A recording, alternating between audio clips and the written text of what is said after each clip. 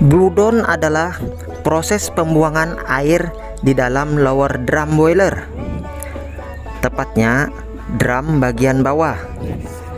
Tujuan dari blow down ini adalah agar kandungan padatan di air boiler dapat terlarut yang berada pada batasan tertentu untuk menghindari masalah boiler seperti banyaknya kotoran dan kerak di dalam pipa yang bisa mengakibatkan sumbatnya pipa boiler dan bisa berakibat bocor atau pecah.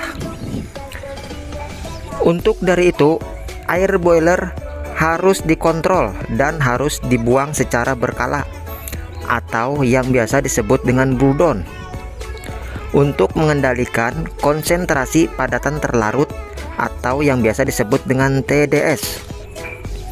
Bismillah, semoga kita selalu sehat, selamat, dan sukses. Untuk TDS ini berkisar antara 1500 sampai dengan 2000. Kalau TDS atau padatan terlarutnya lebih rendah dari 1500, maka akan tidak baik karena akan boros akan chemical.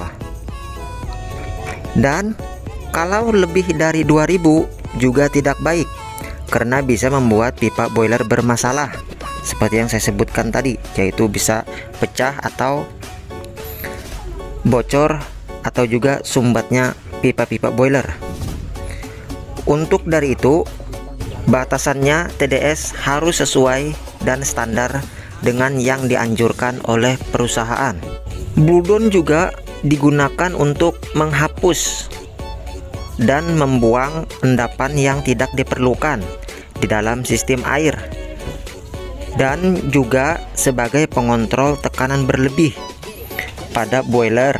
Maksudnya untuk menurunkan tekanan tinggi secara manual pada boiler agar safety valve tidak sampai beroperasi atau menembak. Kalau pengertian blow down rate adalah kecepatan dari blow down itu sendiri atau jumlah air kotor dalam boiler yang harus dibuang dalam setiap jam atau menitnya. Tetapi untuk blow down boiler biasanya ada rumus dan hitungannya tersendiri. Biasanya dinyatakan dalam satuan ton per jam atau ppm. Untuk persentase blow down dapat ditentukan dengan uji klorida, di mana di dalam air boiler dan air feed tank harus dicek terlebih dahulu. Biasanya yang mencek adalah pihak lab. Mereka menceknya menggunakan suatu alat pembaca.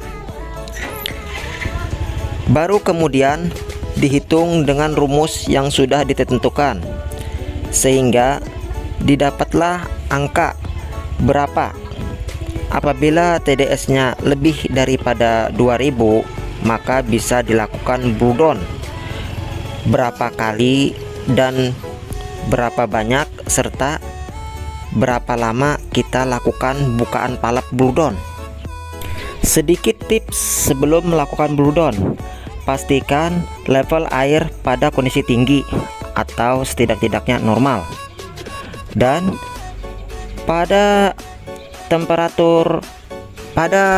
tekanan pressure gauge boiler harus posisi tinggi, karena pada saat melakukan blow down otomatis air akan berkurang dan tekanan boiler pun akan berkurang.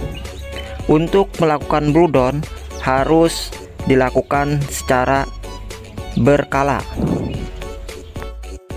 Menurut saya, saat melakukan blow down lebih baik memakai sistem injak yang begini daripada memakai blow down yang bukaan palap dan memakai tuas tangan. Bisa kalian lihat sendiri saat saya melakukan blow down memakai injak yang begini, maka getaran dari pipa-pipa saluran blow down akan bergetar kuat, sehingga saat ada getaran, maka di dalam drum atau pipa maka akan bergerak, ada terjadi pergerakan sehingga membuat TDS atau kerak-kerak atau kotoran menjadi ada ikut keluar dan terbuang. Sebelumnya saya mohon maaf karena bahasa dari penjelasan saya banyak yang tidak formal atau tidak memakai bahasa keren daripada istilah penjelasan alat-alatnya. Sepertinya cukup sekian dulu pembahasannya. Saya ucapkan terima kasih.